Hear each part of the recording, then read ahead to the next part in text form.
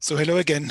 Natalie had the honor of the final talk yesterday, and I will give the last talk of today.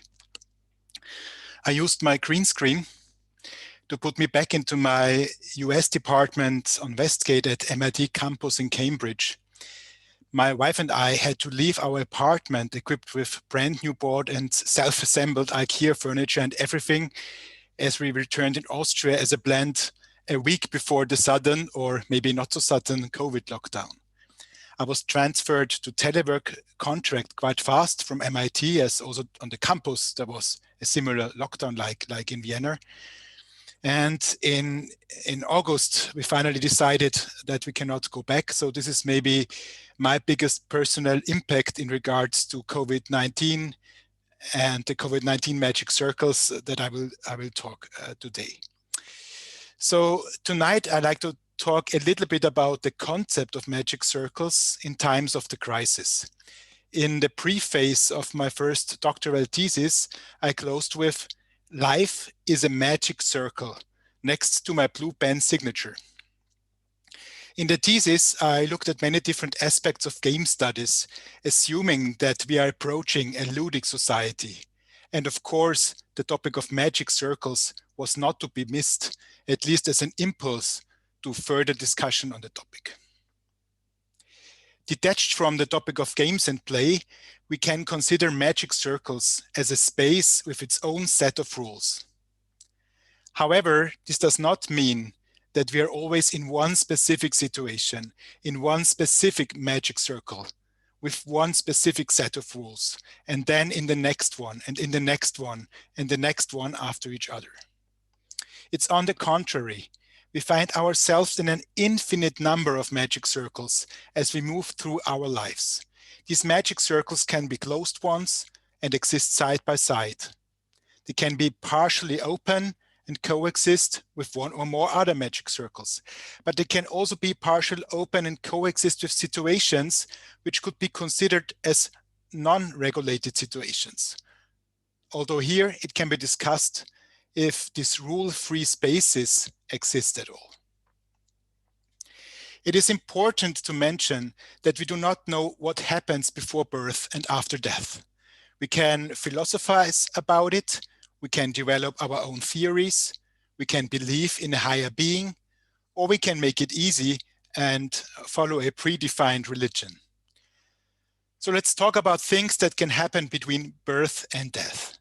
And when we enter our first magic circle, which is at birth.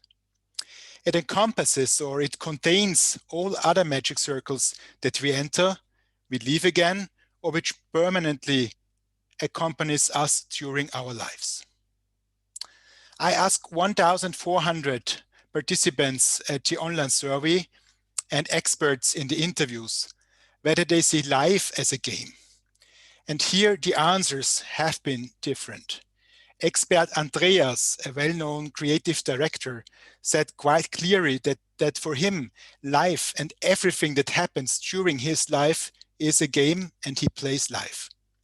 While expert Gerhard, he is a civil servant for Austrian ministry, clearly separates life from the topic of games and play. Or he sees play as part of the life, but not life itself as a game. And similarly fascinating were the results and comments of the online survey. So here we simply cannot reach an agreement as a society, as humanity. And I think that's indeed a very good thing. This explains why I wrote "Life is a magic circle" and not "Life is a game," because it makes a very big difference if you say life or game in regards to magic circles. As already mentioned, magic circles have their own set of rules. And as already stated, these magic situations can stand for themselves or among others, linked to other circles. But they are not describing games or play by definition. So we have magic circles that describe periods of time, such as your school time, your work, your marriage. But we also have selective situations, like riding the tramway. And the latter magic circle, riding the tram, happens again and again during school time, work, your marriage. The set of rules here can also change constantly. Riding a tramway in another country, in another city, or like now in the COVID-19 crisis, with having to wear a face mask, which is actually a really important change of the rules.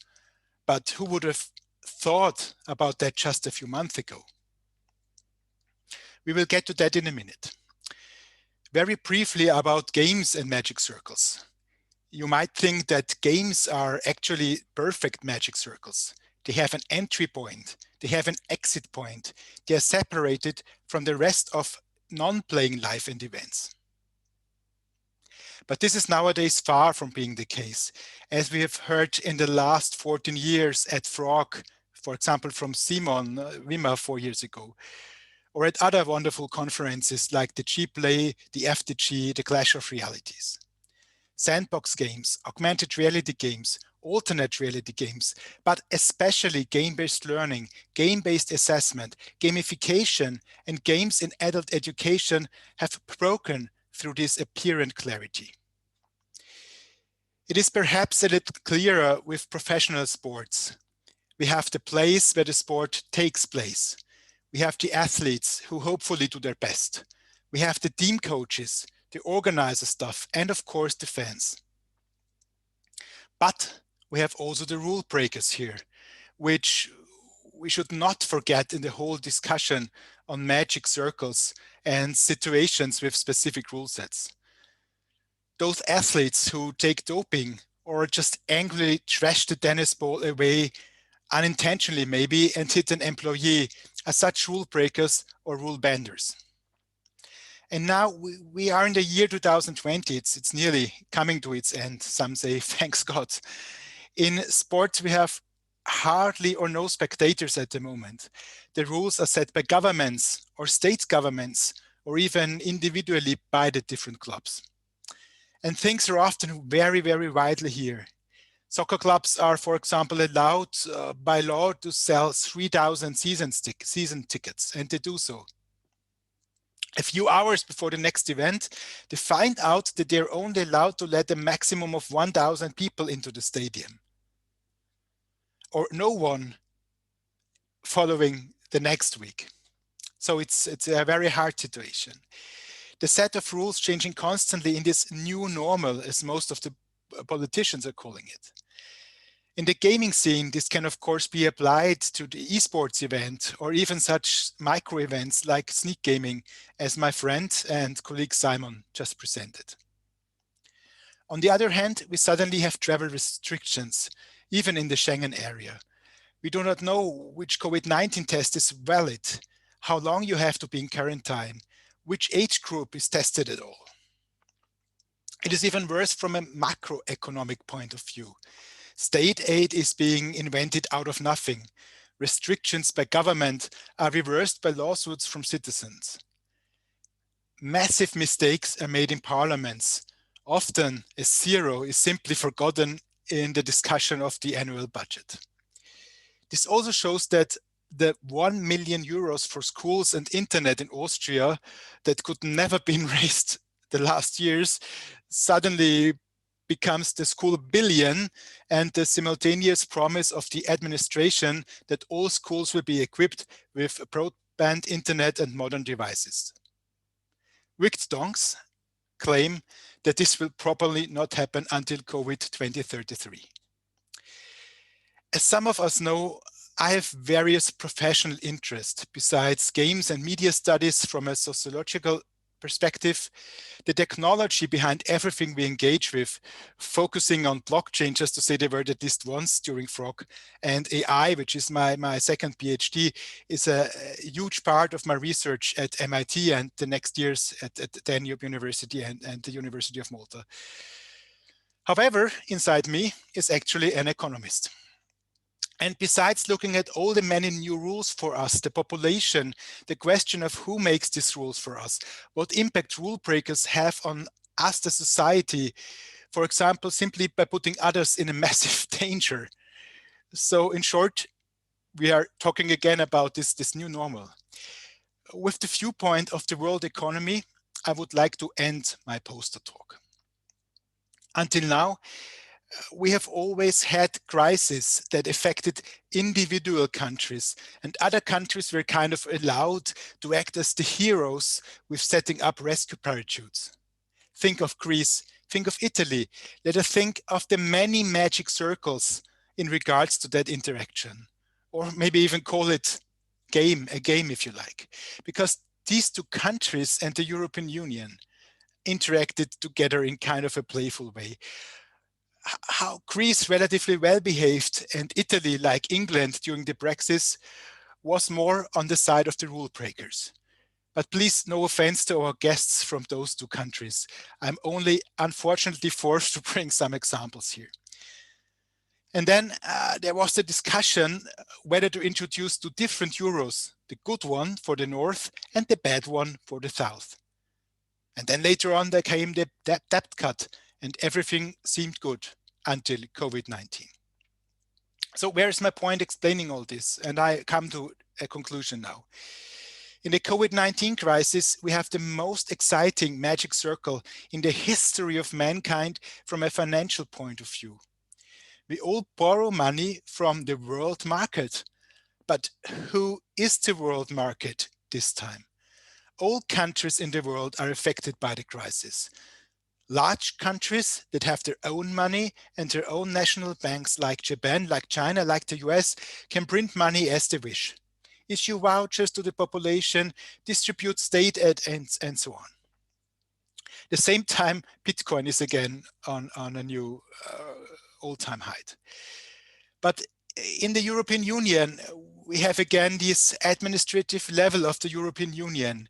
Single rule-breaking countries make it easy for themselves and, for example, pay out state aid to a certain amount, like in Austria, those 800,000 euros, giving the next aid a new name, which goes again up to the limit of 800,000 euros. And for our guests here in Italy, Greece, and the UK, I'm not speaking about you, as said before, I'm speaking about Austria here and our local politicians even speaking this out loudly.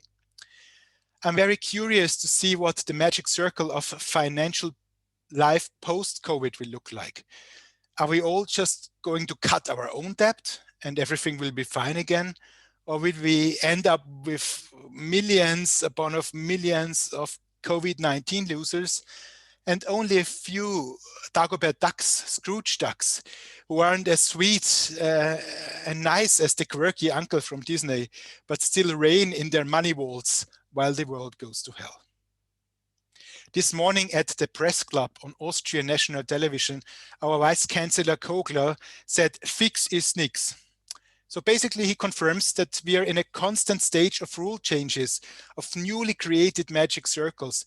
We game designers would say it's an iterative process of creating magic circles in regards to finance, in regards to behavior of us, the citizens, and the rules out there. If the frog, and especially yesterday, I loved the discussions yesterday, has shown me one thing, and this shall be my official closing words of the conference. Let's not give up. We, the game design and game research community, we, the players, can save the world for us in our microcosm. And we can also manage to carry friends and family along. So let's not give up, even if it's hard sometimes, even if you're struggling. We as a community, we will stick together even stronger and across university as actually making the Frog 20 happen showed in my microcosmos and the universities I'm working with. Let's leave no room for hate speech, no room for sexism, and then everything will be all right. I hope that even if the last days were very exhausting, I'm very happy that we all together have managed the burden of a community frog, a non-budget frog, besides helping us with the budget of printing the frog book next year. And I would like to thank all of you who helped us, who talked or who just listened. And in fact, I think you, the listeners, might actually be the most important group in the community. So that's it. Natalie, it's your turn.